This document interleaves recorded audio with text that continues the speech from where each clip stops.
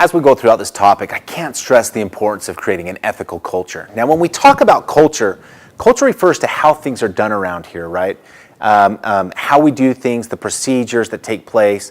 We can contrast the culture with how things are done around here to the climate, how things feel around here. So I'm sure you've walked into organizations before and things just feel heavy, or things just feel happy, or things just feel, we can feel a certain way. And all of us want to work for an organization where we have a positive climate that we work in. And we can contrast that then with the culture, right? How things are done.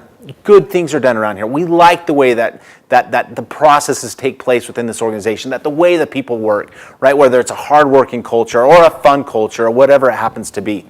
And I can't express the importance and the integration between a positive culture and a positive climate and a positive work environment. Now, how do we create a positive work environment? And there's a couple of things we can do.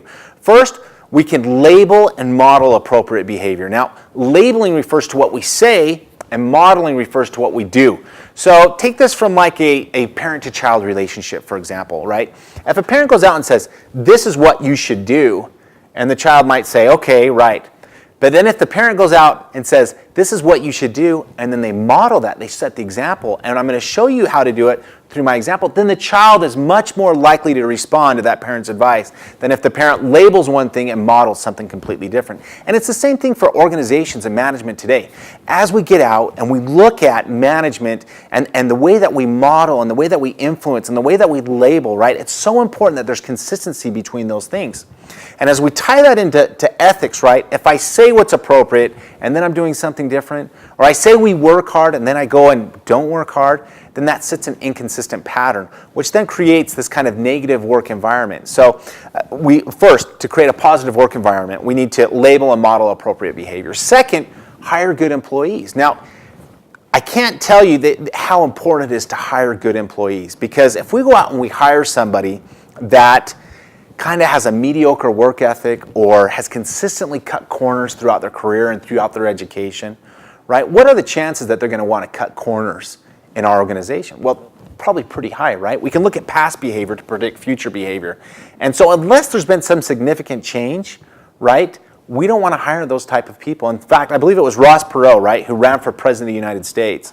He said that eagles don't fly in flocks, right? They fly alone, saying that, yeah, we're not going to find these mass, awesome employees that are just going to contribute to the bottom line. They're going to get on board with our strategy. They're going to help us create a positive work environment, are going to contribute to the atmosphere that we want. No, we should go out and we should selectively pick the people that we want to work for us. And we'll talk more about this when we get into our discussion on human resource management. One thing that ties back into ethics that we should make sure we always do is conduct background checks, right, on employees. Because if there's been a pattern of negative behavior in the past, it'll probably portray into the future or project into the future. And then check with references, right? And make sure that people are who they say they are.